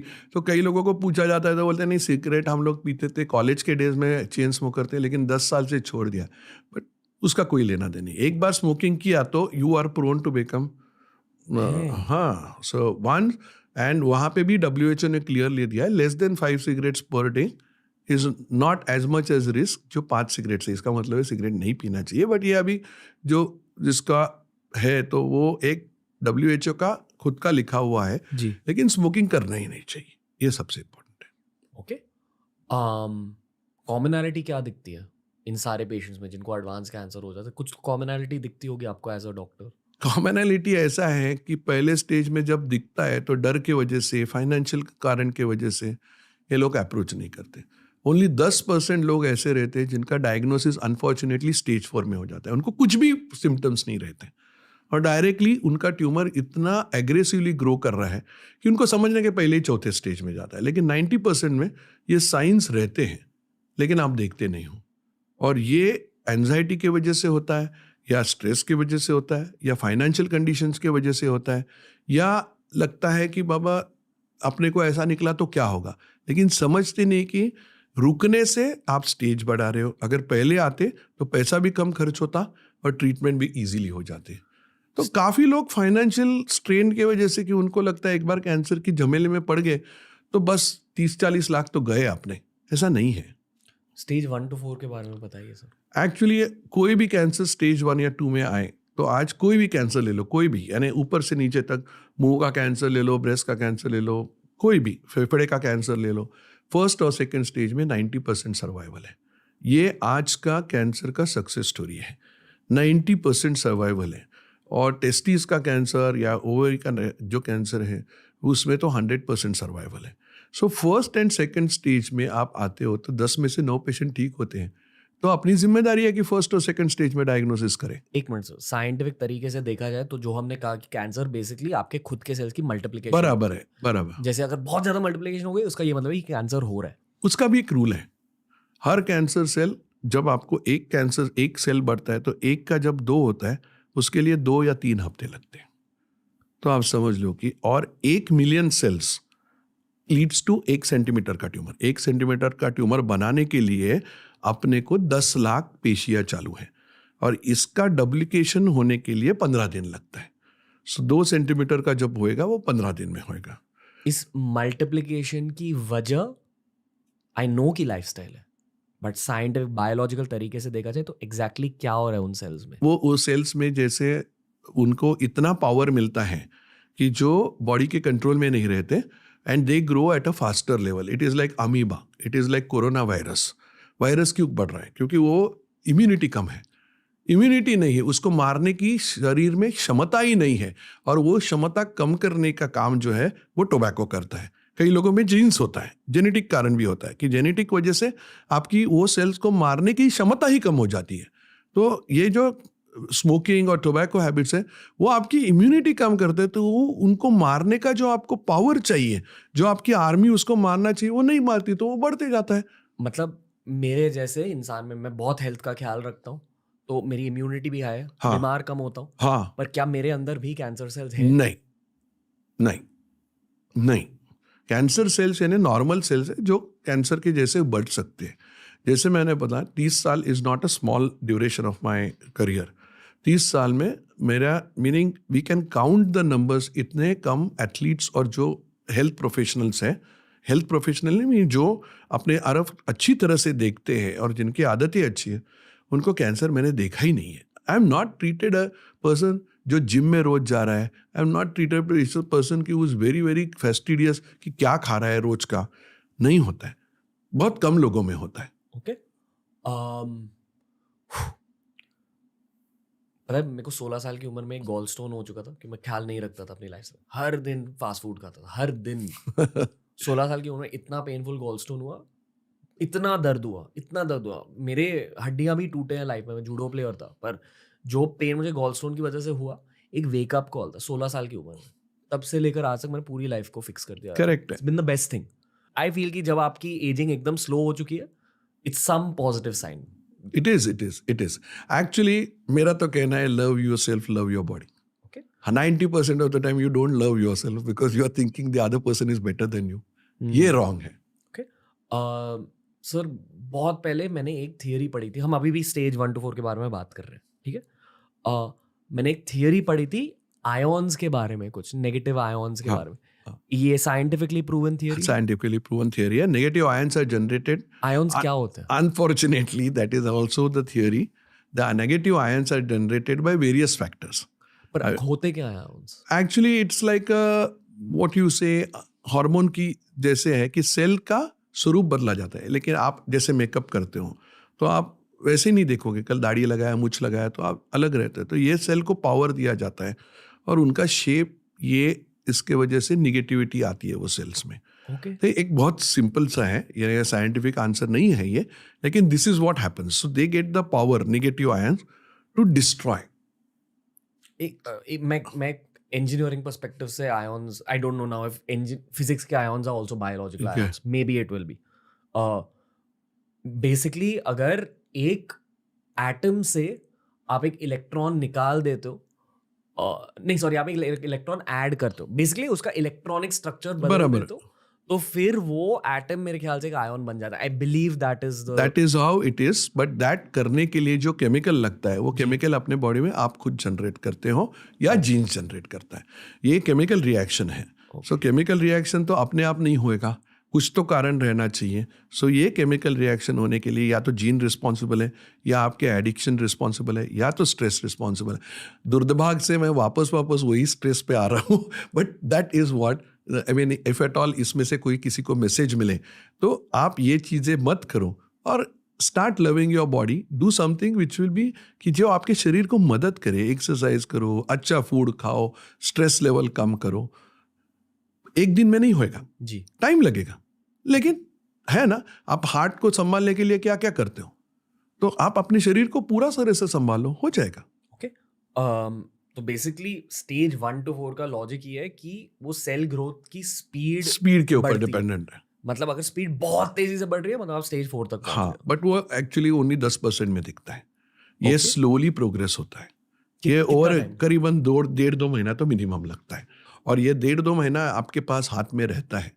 तो नॉर्मली जैसे ही आपको एक छोटा सा गांठ आ गया तो आप उसको निगलेक्ट करेंगे, 2 महीने के बाद उसका डबल क्या 3 टाइम्स होने वाला है। सो फर्स्ट स्टेज का आपने यहाँ पे पैच आ गया, देख रहे हो, आपको छाले आ गए, आपको नमक वाली चीज़, नमकीन चीज़ वहाँ पे खाने में तकलीफ हो रहा है, आप नहीं जा रहे डॉक्टर के पास, 15 दिन ट्रीटमेंट लिया, नहीं आ रहा है, छाला बढ़ने ही वाला है। तो ये जो फर्स्ट स्टेज का एडवांटेज है वो अपने आप खुद डाल रहे हो। क्या है वो डर है, वो मन से निकालो, जो भी है फेस करो। अगर फर्स्ट स्टेज में कैंसर भी निकला, क्यों हम लोग इंसिस्ट करते हैं, चलो तुम्हारी में जीनेटिक्स है कि तुम्हारे फादर को है, आप खुद की माँ को नहीं सिलेक्ट कर सकते, आप आपके बाप को नहीं सिलेक्ट कर सकते, माँ और बाप को दोनों को कैंसर है तो बच्चे को होने ही वाला है। बट देन एटलीस्ट कोशिश करो कि फर्स्ट स्टेज में डिटेक्ट हो जाए। अगर दोनों पेरेंट्स को है कैंसर तो तो पक्का, चांसेस बहुत ज़्यादा है, बहुत ज़्यादा है। अगर आपने खुद का ख्याल भी रखा तो भी हो सकता है, वो जीन्स का ट्रांसफॉर्मेशन है। तो जेनेटिक कॉज, मैंने जैसे बोला कि 80% ऑफ द कैंसर्स जो है वो अपनी आदतों से होता है, और 20%, अभी छोटा बच्चे में कैंसर क्यों होता है, तो जीन्स के वजह से होता है, जेनेटिक ट्रांसफॉर्मेशन की वजह से होता है। ये वो उसके ऊपर आपका कंट्रोल नहीं है।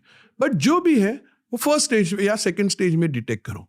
जैसे हार्ट का बीमारी है, अभी मेरे पेरेंट्स को कभी जिंदगी में कोई हार्ट का बीमारी नहीं था। इट डजंट की मीन कि मेरे को नहीं आएगा, क्योंकि मेरा स्ट्रेस लेवल और उनका स्ट्रेस लेवल काफ़ी, मेरे फादर बैंकिंग में जनरल मैनेजर थे, 9 से लेके 6 बजे तक काम किया, 6 बजे घर आ गए, फ़ोन नहीं, कुछ नहीं, मोबाइल नहीं थे।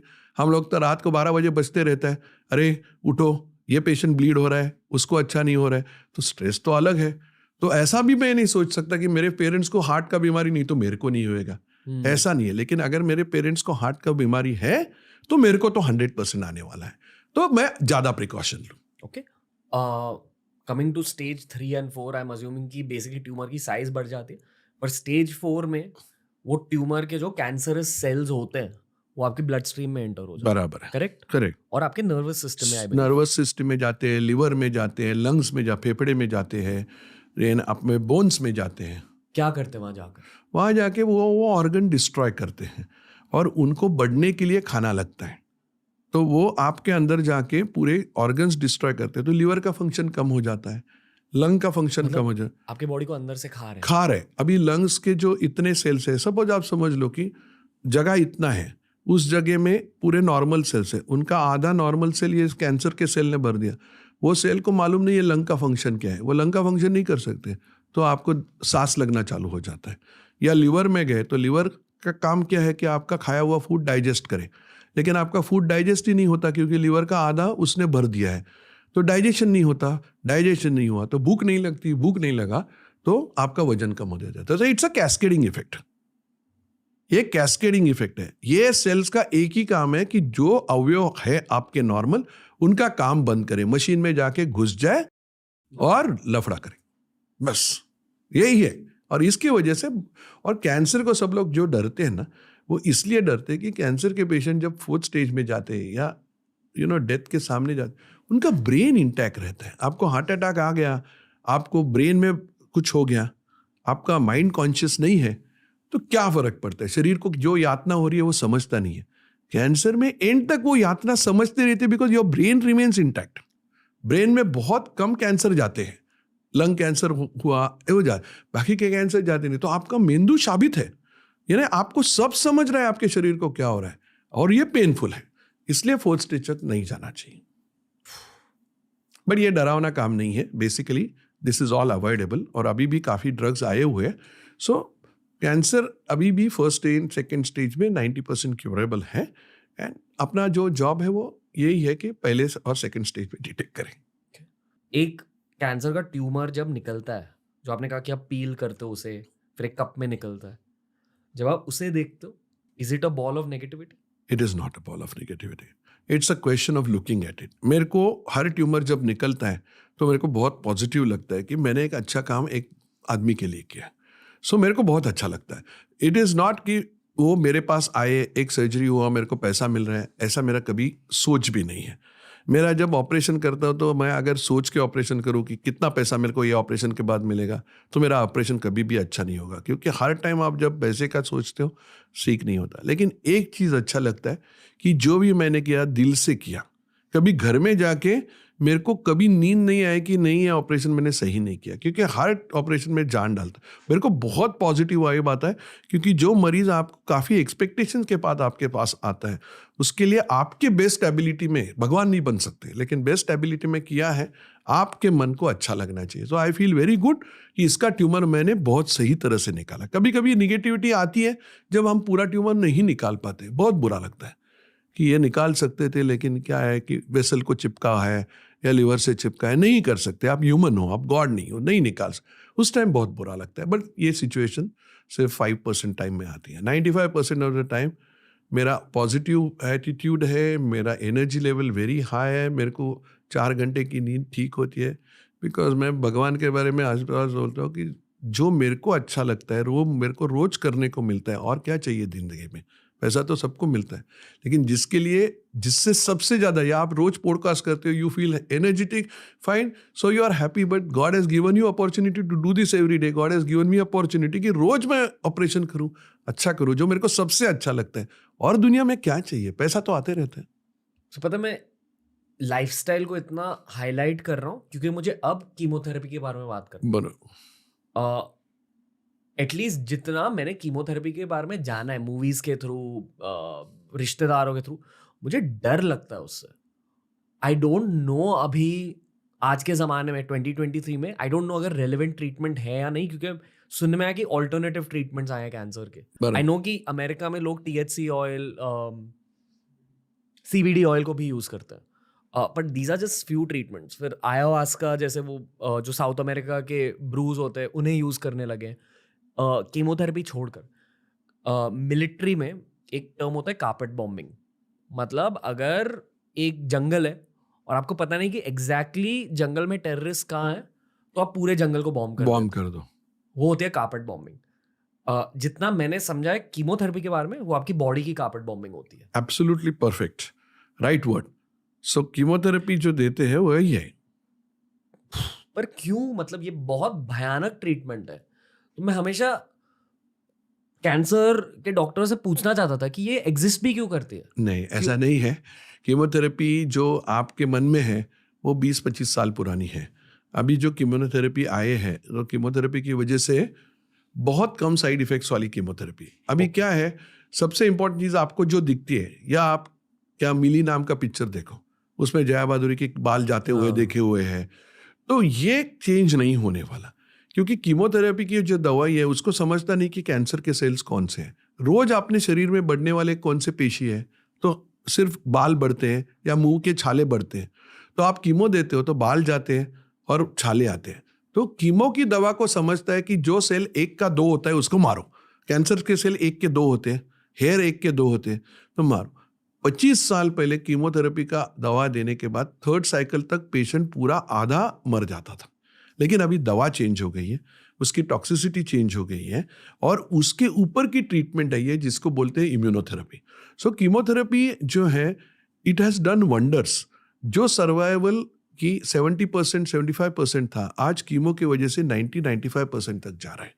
और कीमोथेरेपी के साइड इफ़ेक्ट्स है, लेकिन वो भी कम होने की दवा आज उपलब्ध है और उससे अच्छा इम्यूनोथेरेपी है। But immunotherapy is immunology increase करने वाली थेरेपी। इम्यूनोथेरेपी आपकी इम्यूनिटी बढ़ती है और उसकी वजह से वो क्या करती है, वो पावर देती है आपके खुद के शरीर को कि डिस्ट्रॉय करे। कैसे? वो एक केमिकल रिएक्शंस की वजह से। अगर एक हेल्दी इंसान ने वो दवाई ली तो क्या होगा? नहीं, वो फायदा नहीं होगा क्योंकि आपके शरीर में गंदे सेल्स है ही नहीं। हाँ। आपके सेल में गंदे सेल्स नहीं, इनको पावर दिया जाता है। देखो, नॉर्मल सेल और कैंसर सेल में फर्क ये है कि नॉर्मल सेल का फंक्शन वो ठीक तरह से करता है और ये जो है इसकी सोच ही अलग है, जैसे गुंडे जैसी सोच है कि मारना ही है। तो ये नॉर्मल आदमी नहीं है, तो उसको वो इम्यूनोथेरेपी मार सकता है, लेकिन ये नहीं मार सकता। तो नॉर्मल इम्यूनोथेरेपी का फायदा नहीं, लेकिन आज इम्यूनोथेरेपी आई है, गोलियां आई है और बहुत अच्छा है। आपको एग्जाम्पल देना चाहता हूँ कि अपने बड़े बहुत मशहूर क्रिकेटर है युवराज सिंह, उनको देखो, उनको तो आप बच्चा भी हुआ, 2nd बच्चा हुआ, अभी आपने पढ़ा होगा 2nd बच्चा हुआ, उनको तो ट्रीटमेंट पूरा कीमो का चला, फिर भी 2nd बच्चा अच्छी तरह से पैदा हुआ। सो कीमोथेरेपी के इमीडिएट साइड इफेक्ट्स तो है, लेकिन क्योर भी है। सो बैलेंसिंग एक्ट है, तराजू के जैसा है, बेनिफिट्स वर्सेस साइड इफेक्ट्स, इसका थोड़ा बैलेंस सही तरह से हो जाए तो हो जाता है। पर जो लोग कीमोथेरेपी लेते हैं पछताते हैं?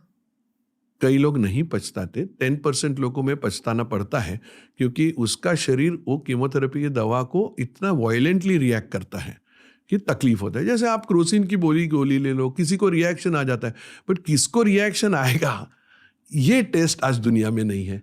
तो ब्लैंकेट जो आपने बोला ना, कारपेट बॉम्बिंग में अभी तक टारगेटेड थेरेपी जो है वो एक नया चीज है कि सिर्फ वो कैंसर के पेशी मारे जाएंगे।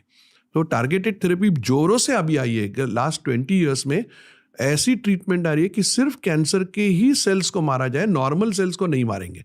नॉर्मल सेल्स को नहीं मारेंगे तो आपको रिएक्शन एबनॉर्मल कुछ नहीं आएगा, वॉमिटिंग नहीं आएगा, बाल नहीं जाएंगे। सो टारगेटेड थेरेपी, इम्यूनोथेरेपी ये एंड जेनेटिक थेरेपी, ये फ्यूचर है अपने इसका, और ये प्रेजेंट आज लास्ट 5 साल से पूरी इंडिया में हो रहा है, तो कोई इश्यू नहीं है। बट कई पेशेंट्स, 10% पेशेंट में वायलेंट रिएक्शन आता है, कभी कभी कीमो की वजह से जान को भी खतरा हो सकता है क्योंकि रिएक्शन उस ड्रग का क्या है वो कोई डॉक्टर नहीं बता सकता।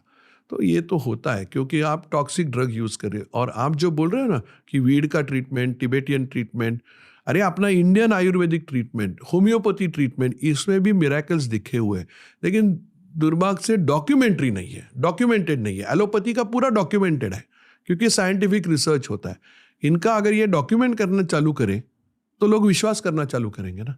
ये एनेक्डोटल केस यानी 10 में से 1 में किसी को हो तो कौन बिलीव करेगा।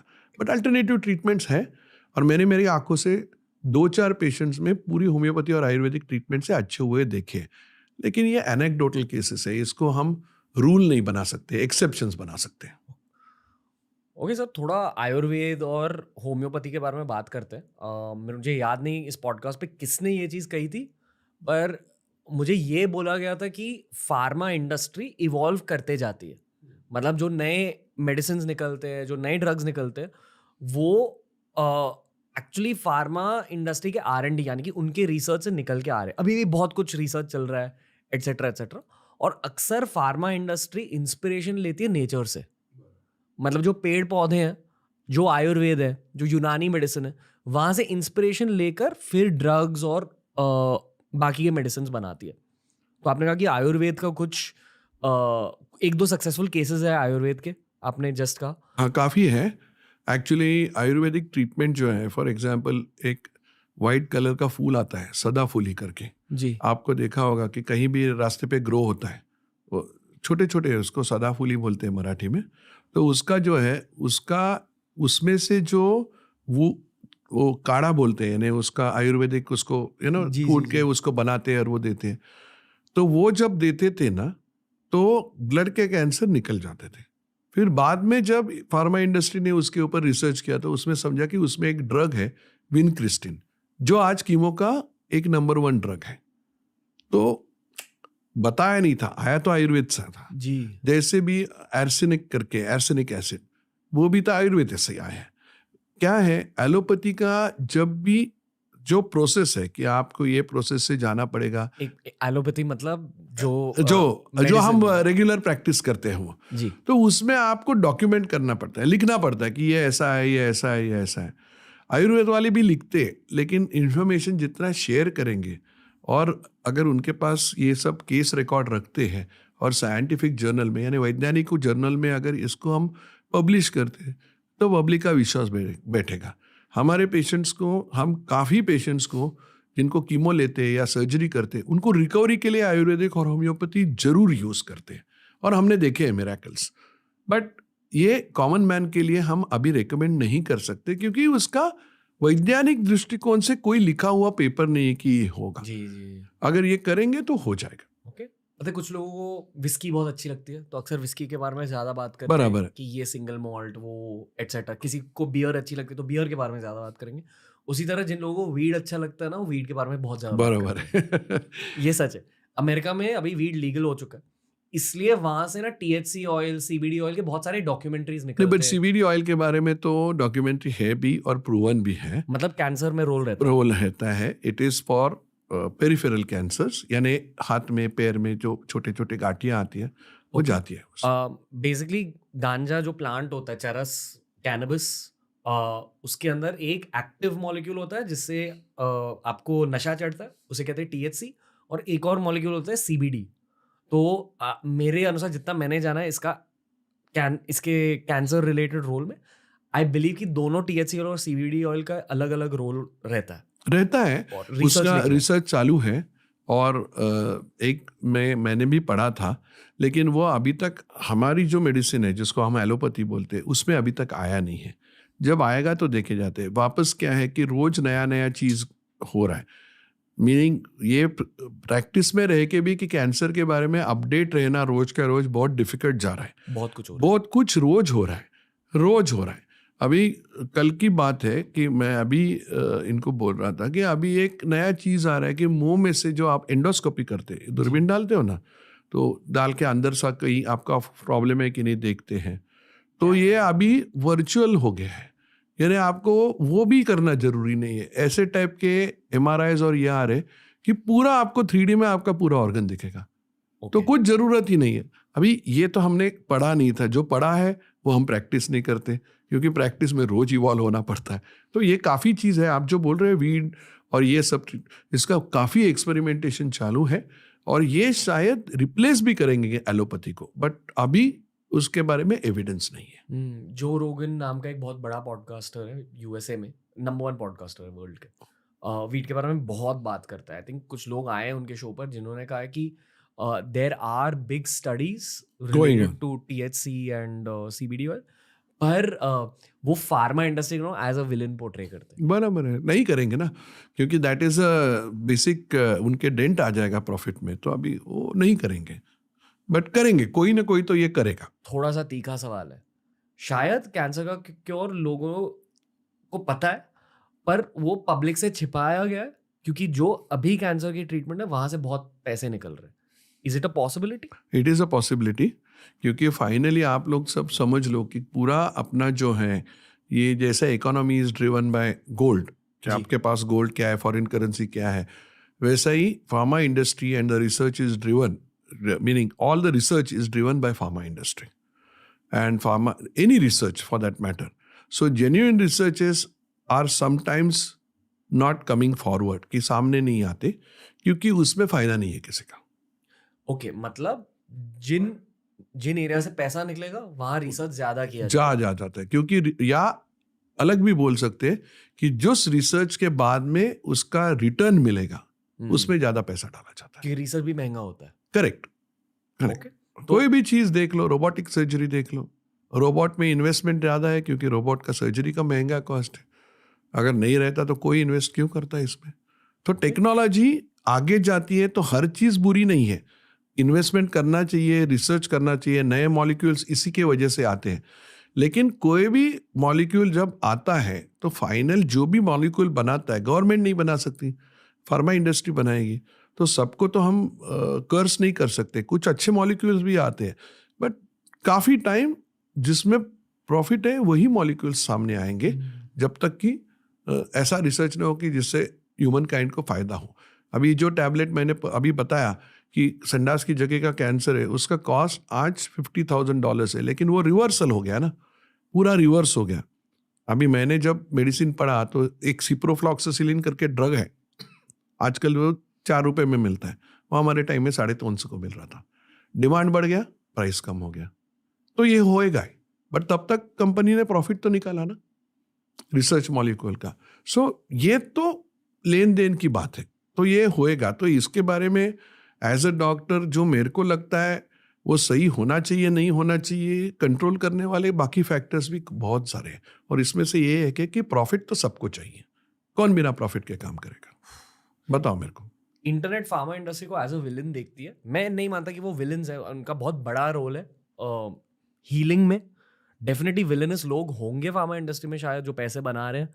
हर इंडस्ट्री मिक्स्ड होती है, ग्रे होती है। मिक्स्ड होती है, बराबर है। तो बस I would like to leave this pharma conversation here, क्योंकि आई फील कि एक नहीं, अभी आपको एक एग्जाम्पल है। इंसुलिन जो है वो लिली करके कंपनी ने, अपना साइंटिस्ट ने बनाया, डॉक्टर खुराना। ये अपने इंडियन थे, लेकिन इंडिया में उनको किसी ने ज़्यादा कुछ रिसर्च करने के लिए पैसा नहीं दिया। वो गए इंडियानापोलिस करके यूएस में, और उन्होंने पूरे वर्ल्ड का पहला इंसुलिन बनाया। इंडियन डॉक्टर थे, यहाँ पे इनको पैसा नहीं मिला ये रिसर्च करने के लिए। लिली नाम के कंपनी ने उसको पैसा दिया, उसने रिसर्च किया इंसुलिन पे। लिली ने बहुत पैसा कमाया, लेकिन इंसुलिन तो आया ना, आज डायबिटिक लोगों के लिए संजीवनी बन गया। तो there are good examples and there are bad examples, so this is a very good example that I am telling you. बहुत सारे ऐसे व्यूअर्स हैं जो शायद स्टेज 2 कैंसर तक पहुंच चुके हैं। I think, I am sure there is a lot of viewers who are dealing with cancer right now, जो शायद आपसे कभी लाइफ में मिलेंगे नहीं। आप उनसे क्या कहना चाहोगे, जो लोग कैंसर के साथ झगड़ रहे हैं अभी? बेसिकली मेरा यही कहना है कि आप कैंसर से झगड़ो, पूरी माइंड से झगड़ो, पॉजिटिविटी से झगड़ो, आपके डॉक्टर से करेक्ट सलाह लो, जो साइंटिफिक ट्रीटमेंट है वो सही तरह से चलो। पार्ट 1 यानी स्टेज 1 एंड स्टेज 2 का कैंसर 90% क्यूरेबल है। आपको 90% में सोचो, डोंट थिंक अबाउट दस 10%। रास्ते पे चलते हो तो एक्सीडेंट के बारे में मत सोचो, सही घर जाने का सोचो, और यही पॉजिटिव एटीट्यूड रखो, आप ठीक हो जाओगे। बाकी कुछ नहीं ठीक करेगा, लेकिन पॉजिटिव एटीट्यूड डेफिनेटली ठीक करेगा। Doctor Shailesh, thank you sir. Thank you very much. Podcast मजा आया, एकदम मजा आया, एकदम मजा आया, and it is a really a pleasure and honour to be on your show. Thank you very much. Honour to learn from you sir. Thank you, thank you.